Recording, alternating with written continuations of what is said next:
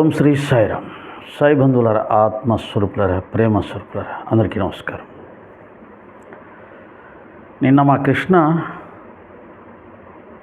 మా మిత్రులు కదిజ్ఞాసి రమణమూర్తి గారు వారికి సంబంధించిన ఒక వీడియో పంపించి చూడండి గురువుగారు అన్నాడు. అందులో విషయం ఏమిటంటే, సాయి భక్తులు రమణమూర్తి గారి లాంటి హిందూ వ్యతిరేకి దగ్గరికి వెళ్ళారు, చూశారా? సాయి భక్తులు ఎప్పుడైనా సరే హిందువులకు వ్యతిరేకంగానే పనిచేస్తారు అని అంటూ లలిత్ కుమార్ గారు చేసిన ఒక వీడియోకు సమాధానంగా నేను ఒక 3 వారాల క్రితం సాయి భక్తులు రమణమూర్తి గారి దగ్గరికి ఎందుకు వెళ్ళారంటే అంటూ ఒక వీడియో చేయడం జరిగింది. లలిత్ కుమార్ గారు రమణమూర్తి గారి మీద ఒక ఎలిగేషన్ చేశారు. ఏమిటంటే, వారు 2 సంవత్సరాలు జైల్లో ఉన్నారని, దానికి కారణం ఏదో నక్సలైట్లకి ఆయుధాలు సప్లై చేశారని, అట్లాంటిది ఏదో ఒక వారి మీద ఒక ఎలిగేషన్ అంటారు, నేరారోపణ చేశారు. చేస్తూ వారు సత్యసాయిబాబా గారిని వ్యతిరేకించారు, ఆర్ఎస్ఎస్ను దూషిస్తూ ఉంటారు. అటువంటి వారి దగ్గరికి షిరిడి సాయి భక్తులు వెళ్ళారు. సత్యసాయి భక్తులు దీన్ని గమనించాలి. సత్యసాయి బాబా గారిని ద్వేషిస్తూ ఆయనకు వ్యతిరేకంగా కథనాలు రాసినటువంటి రమణమూర్తి గారి దగ్గరికి షిరిడి సాయి భక్తులు వెళ్ళారు అంటూ సత్యసాయి భక్తులకు షిరిడి సాయి భక్తులకు గొడవ పెట్టాలని ప్రయత్నం చేశాడు. అలాగే వారు ఆర్ఎస్ఎస్ భావజాలాన్ని వ్యతిరేకిస్తారు కాబట్టి హిందూ వ్యతిరేకిగా ఆయన్ని ముద్రింపజేయాలని ప్రయత్నం చేశాడు. వాటికి సమాధానంగా నేను అన్నిటికీ సమాధానం చెబుతూ వారి యొక్క వ్యక్తిత్వం గురించి తెలియచేస్తూ నేను ఒక వీడియో చేయడం జరిగింది. వారు గత ఒక 6 నెలలుగా అనుకుంటాను పరిచయం, మా మార్కాపూర్ రజనీ కుమార్ ద్వారా. వారి వీడియోలు చూడమని చెప్పి రజనీ చెప్తే చూడడం జరిగింది. వారి మాట తీరు, వారి శారీరక కదలికలు, ముఖ కవలికలు ఇవన్నీ గమనించినప్పుడు ఒక ఖచ్చితమైనటువంటి నిజాయితీతో కూడిన వ్యక్తిత్వం, నిర్భయత్వంతో కూడిన వ్యక్తిత్వం, ఉన్నది ఉన్నట్టుగా మాట్లాడే నైజం కలిగిన చాలా అరుదైనటువంటి వ్యక్తిత్వంగా నాకు కనిపించడం వల్ల వారిని నేను ఇష్టపడడం జరిగింది. అయితే వారిలో ఉన్నటువంటి ఆవేశం సహజంగా నిజాయితీ పరులకు ఆవేశం ఉంటుంది. సమాజంలో జరుగుతున్నటువంటి దుర్మార్గాల మీద, అవినీతి మీద నిజాయితీ ఎప్పుడూ ఆవేశంగానే ఉంటుంది.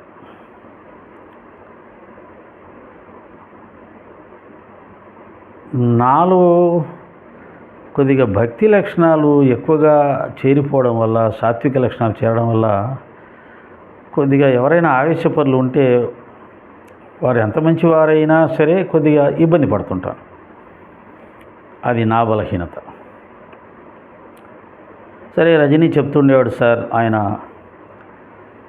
చాలా గొప్ప వ్యక్తి, గొప్ప మేధావి, సాయితత్వాన్ని కూడా వారు చాలా చక్కగా అవగాహన చేసుకొని బాబాని కూడా చాలా ఇష్టపడుతుంటారు. బాబా గారి మీద దుష్ప్రచారం చేస్తున్నట్టు ఇటువంటి సందర్భాల్లో వారితో కలిసి ప్రయాణం చేయడం మనకు కొంత బలాన్ని చేకూరుస్తుంది అని ఎప్పుడు చెప్తూ ఉండేవాడు. సరే, బాబాగారి నిర్ణయం అది అయితే తప్పించగలవారు ఎవరు? అటువంటి ఒక మేధావి, నిజాయితీపరుడు, నిజమైన సనాతన ధర్మాన్ని తెలిసినవారు, భారతదేశ సార్వభౌమాధికారాన్ని లేదా సమైక్యతని కోరుకునేవాడు, మత విద్వేషాలని వ్యతిరేకించేవాడు, వ్యక్తి స్వాతంత్రాన్ని కోరుకునేవాడు,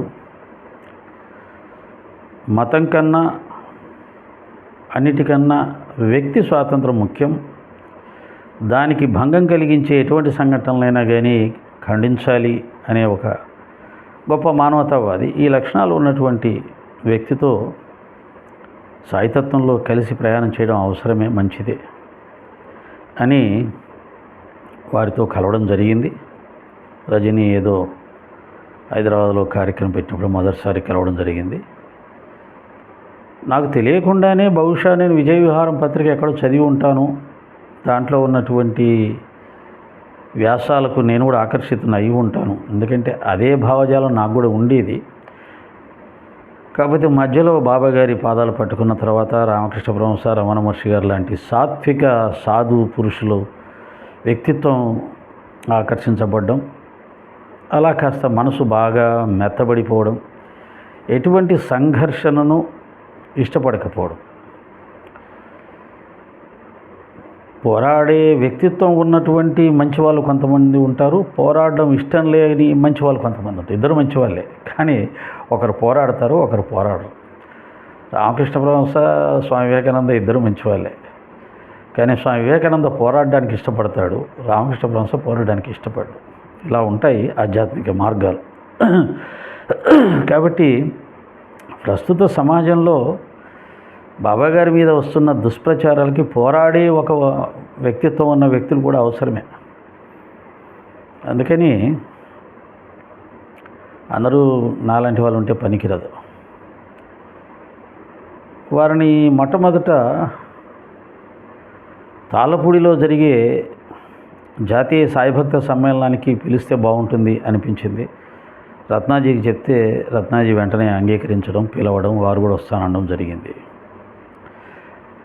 ఆ తర్వాత నిర్ణయించబడినటువంటి నెల్లూరు వాకాడులో జరుగుతున్న కార్యక్రమానికి కూడా వారు వస్తే బాగుంటుంది అనిపించి నరసింహరావు గారికి చెప్తే నరసింహరావు గారు కూడా వారిని ఆహ్వానించడం, వారు రావటం, బాబా యొక్క తత్వాన్ని, ఇంకా నా భాషలో చెప్పాలంటే నిజతత్వాన్ని, వారు బాబాగారి నిజతత్వాన్ని పట్టుకున్నారు. సాయి భక్తుల్లో 100కి 1 మాత్రమే నిజతత్వాన్ని పట్టుకునే వాళ్ళు ఉంటారు. వారు సాయి భక్తుడు కాకపోయినా బాబా నిజతత్వానికి వారు వారసులు. వారి మాట, వారి ప్రవర్తన, వారి ఆధ్యాత్మిక అవగాహన నాకు తెలియచెప్పిన సత్యం. కాబట్టి వారిని నేను బాగా ఇష్టపడతాను, అయితే రహస్యంగా ఇష్టపడతాను. ఎందుకంటే చెప్పాను కదా, వారు పోరాట యోధుడు, నేను మామూలు భక్తుని. కాబట్టి మా రెండు మార్గం ఒకటే అయినా ఆ మార్గానికి చేరుకునే గమ్యం ఒకటే అయినా ఆ గమ్యానికి చేరుకునే మార్గాలు ఇలా ఉంటాయి. ఇలా వెళ్ళి మళ్ళీ అక్కడ కలుసుకుంటాం. అందుకని నేను వారిని దూరంగానే ఉంటూ అభిమానిస్తూ ఉంటాను. ఈ విధంగా వారు సాయి తత్వ ప్రచారంలో వారు కూడా ఒక భాగస్వామి అయ్యారు. వారి మార్గం కరిజ్ఞాసి మార్గము లేదా ఇంకా అనేకమైనటువంటి ఇతర పోరాట మార్గాల్లో ఎప్పుడు కూడా వారు మమ్మల్ని పెద్దగా ప్రెజర్ చేసింది లేదు, మాతో కలిసి ప్రయాణం చేయమని కోరింది కూడా లేదు. రమణమూర్తి గారిని నేను అప్పుడు ఇప్పుడు ఎప్పుడు ఒక గొప్ప మేధావిగా చూస్తాను. అంత మాత్రమే కాదు, ఒక ఆధ్యాత్మికవేత్తగా చూస్తాను. నేను కొన్ని సందర్భాల్లో చెప్పడం జరిగింది బహిరంగ ఉపన్యాసాల్లోనే, స్వామి వివేకానంద, అల్లూరి సీతారామరాజు వీరిద్దరూ కలిస్తే రమణమూర్తి గారు అనే భావన నాకు ఉండేది.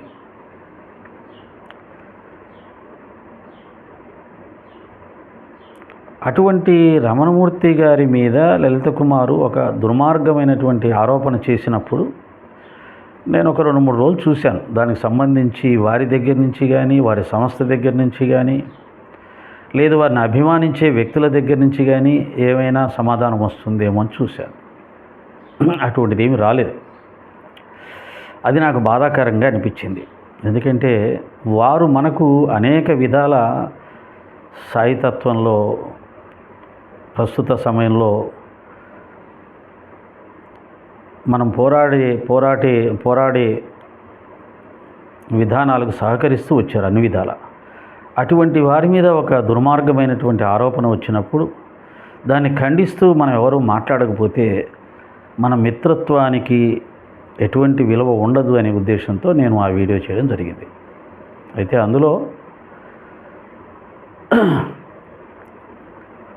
అన్నీ సమర్థిస్తూ నేను అన్నదేమిటయ్యా అంటే వారి గతంతో మాకు సంబంధం లేదు అన్నాను. దాంట్లో వారు ఏదో గతంలో తప్పు చేశారనే అర్థం కాదు. అది ఎటువంటిదైనా సరే అని నా ఉద్దేశం. అది మంచి కావచ్చు, చెడు కావచ్చు, ఏదైనా కావచ్చు, మాకు అవసరం లేదు. నిజంగానే అవసరం లేదు. ఆయనే కాదు, ఎవరితోటి అయినా సరే ప్రస్తుతం ఒక వ్యక్తితో ఆ వ్యక్తిత్వం నచ్చి నేను స్నేహం చేస్తున్నాను అంటే ప్రస్తుత వ్యక్తిత్వానికి సంబంధించే నేను భావిస్తాను. గతం ఆలోచించి స్నేహం చేయాల్సిన అవసరం లేదు. మీరు గతంలో ఎవరు ఏమిటి అని ఆలోచించి స్నేహం చేయాల్సిన అవసరం నాకు లేదు. ఆధ్యాత్మిక మార్గంలో అది అవసరం లేదు. ఎంతోమంది మహాత్ములు ఉన్నారు. అరవింద్ మహర్షి కూడా అంతకుముందు ఆయన పోరాట యోధుడు, బ్రిటిష్ గవర్నమెంట్ మీద పోరాడినటువంటి యోధుడు. ఆ తర్వాత బ్రిటిష్ గవర్నమెంట్ ఆయన అరెస్ట్ చేయాలని చూసినప్పుడు ఆయన పాండిచ్చేరి వచ్చేసి పూర్తిగా ఆయన జీవితం టర్న్ అయిపోయి ఆధ్యాత్మంలోకి వచ్చి గొప్ప మహాత్ముడిగా, సిద్ధపురుషుడిగా లోకానికి ప్రసిద్ధుడయ్యాడు. నేను రమణమూర్తి గారిని ఒక అభినవ అరవిందోగా కూడా భావిస్తుంటాను. రేరుగా ఉంటారు అటువంటి వ్యక్తిత్వం ఉన్నవాళ్ళు.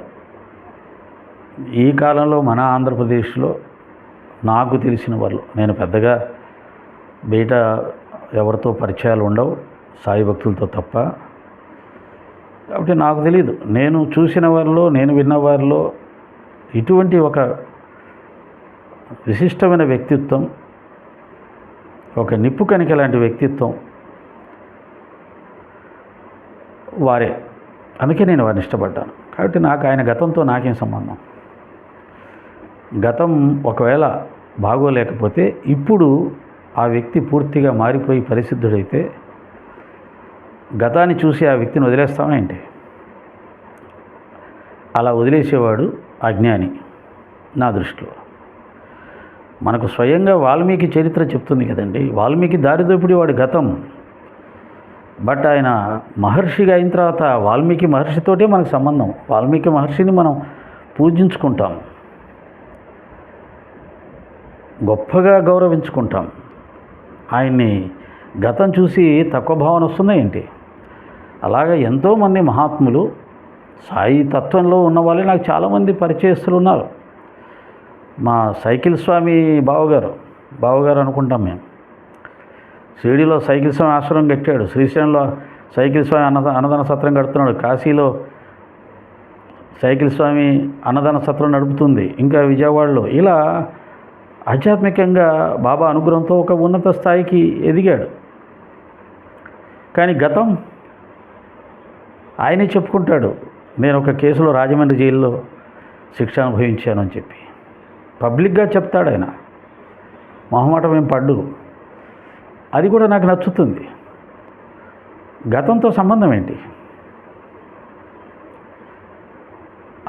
ఆ యొక్క ఉద్దేశంతో మాకు వారి గతంతో సంబంధం లేదు. ప్రస్తుతం వారి పరిశుద్ధులుగా మాకు పరిచయం అయ్యారు, పరిశుద్ధులుగానే ఉన్నారు, అందులో ఎటువంటి సందేహం లేదు అనే ఒక ఉద్దేశంతో వారి గతంతో మాకు సంబంధం లేదు, వారి ప్రస్తుతమైనటువంటి ఉత్కృష్టమైనటువంటి వ్యక్తిత్వంతో మాకు సంబంధం అని చెప్పడం జరిగింది.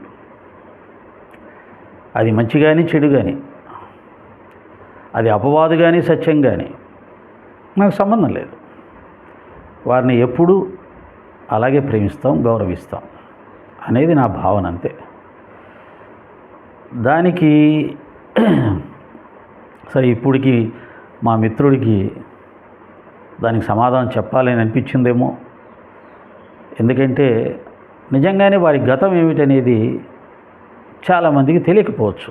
మొన్న ఇంకొక వీడియోలో చూశాను, ఇంకొక అతను ఇంటర్వ్యూ చేస్తూ మా మిత్రుడితో సంభాషిస్తూ, మీరు గతంలో మీకు భాష లాంటి ఒక చరిత్ర ఉందంట కదా అన్నాడు. ఇలా కొంతమంది ఆయన్ని ఇంటర్వ్యూ చేసేటప్పుడు తెలిసి తెలియక ఏదో ఒక పదం వాడేస్తున్నారు. అది రకరకాల భావాలను సమాజంలో వ్యాపింపచేస్తుంది. నిజానికి ఒక భాష అనే క్యారెక్టర్తో పోల్చదగింది కాదు. అది అలాంటి వ్యక్తిత్వం కాదు అయింది. ఆయన కేవలం ధర్మం పక్షాన నిలబడేవాడు, ధర్మబద్ధంగా ప్రవర్తించేవాడు, నిజాయితీగా ఉండేవాడు, నిజాయితీ కోసం పోరాడేవాడు, ఎవరికి భయపడేవాడు కాదు. ఎంతటి వారైనా సరే వారి మీద తనకు అభిప్రాయం ఏదన్నా ఒక అభిప్రాయం ఉంటే ఆ అభిప్రాయాన్ని సమాజంలో పెట్టేవాడు, లేదా సమాజంలో అందరూ అనుకుంటున్న అభిప్రాయాన్ని వ్యక్తపరిచేవాడు.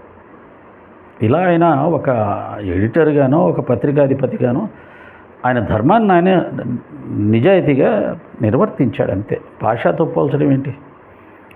భాషలా ఆయన ఆయుధాలు పట్టుకోవాలి, ఆ భాష ఆయుధాలు పట్టుకున్నాడు. కాబట్టి అలా ఎదుటిగా కూర్చున్న వ్యక్తి యొక్క పూర్తి చరిత్ర తెలుసుకోకుండా మాట్లాడే జర్నలిస్టులతో కూడా మనం జాగ్రత్తగా ఉండాల్సిందే. కనుక ఆ విధంగా ఏ విధమైనటువంటి మచ్చలేని నిజాయితీపరుని నేను అని వారు ఏ సందర్భంలో వారిని పోలీసులు అరెస్ట్ చేసి తీసుకెళ్లారు, ఆ సందర్భం ఏంటి, తర్వాత అది ఫాల్స్ కేసు అని ఏ విధంగా కొట్టివేయబడింది, తాను 2 సంవత్సరాలు కాదు 2 సెకండ్లు కూడా నేను జైల్లో ఉండలేదు, కేవలం స్టేషన్కి తీసుకెళ్లారు ఒక తప్పుడు కేసు బనాయించి. ఆ తర్వాత ప్రజా సంఘాలు చాలామంది తనని విడిచిపెట్టాలని చెప్పి ఆందోళన చేపడితే ఆ ఆందోళనలో లక్ష్మీపార్వతి గారు లాంటి పెద్దలు మరియు సంజయమ్మ లాంటి పోరాట యోధులు ఇంకా చాలామంది వందలాది మంది వేలాది మంది ధర్నా చేసి ఆయన్ని విడిపించుకున్నారని, ఆ రోజే వెంటనే వారిని విడిచిపెట్టడం జరిగిందని, ఆ తర్వాత తన మీద తప్పుడు కేసులు బనాయించిన సందర్భంలో సంతకాలు పెట్టిన 2 అమాయక వ్యక్తులను కూడా ప్రెస్ క్లబ్కి తీసుకొచ్చి వారి చేత ఏ విధంగా సంతకాలు పెట్టించుకుంది, ఇవన్నీ కూడా వారు ఎక్స్ప్లెనేషన్ చెప్పడం సాక్ష్యాలతో సహా వార్తాపత్రికల్లో వారి పత్రికల్లో ఫోటోలు సాక్ష్యాలతో సహా వారు చక్కగా వివరించి చెప్పడం జరిగింది. చాలా గొప్ప ప్రయత్నం. నిజంగానే ఆ వీడియో చూసిన తర్వాత నా మిత్రుడి మీద మరింత గౌరవం, ప్రేమ కలిగింది. ఒక రకంగా వారు ఆ వీడియో నా కోసం చేశారేమో అనిపించింది. ఎందుకంటే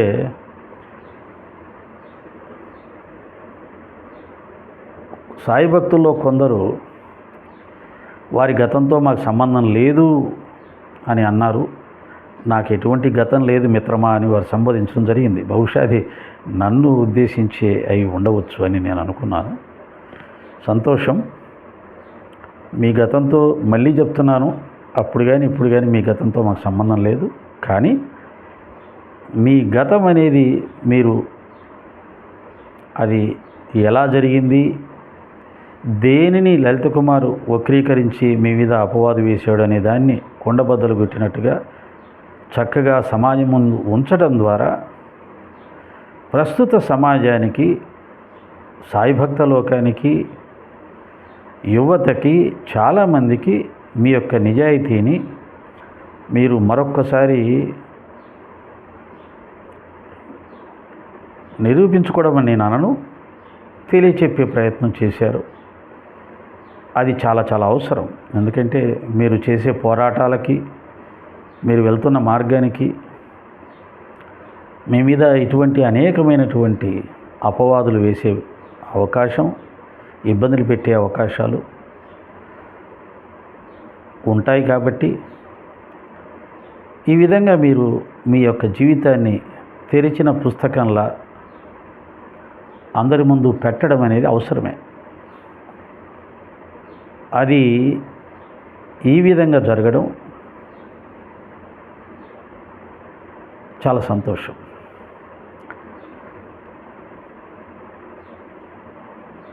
మా కృష్ణ అన్నాడు, గురుగారు రమణమూర్తి గారు వీడియో చూసిన తర్వాత వారి మీద నాకున్నటువంటి ఇంతకు ముందటి అభిప్రాయం మరింత పెరిగి రెట్టింపై చాలా గౌరవం కలిగింది, మీరు కూడా తప్పకుండా చూడండి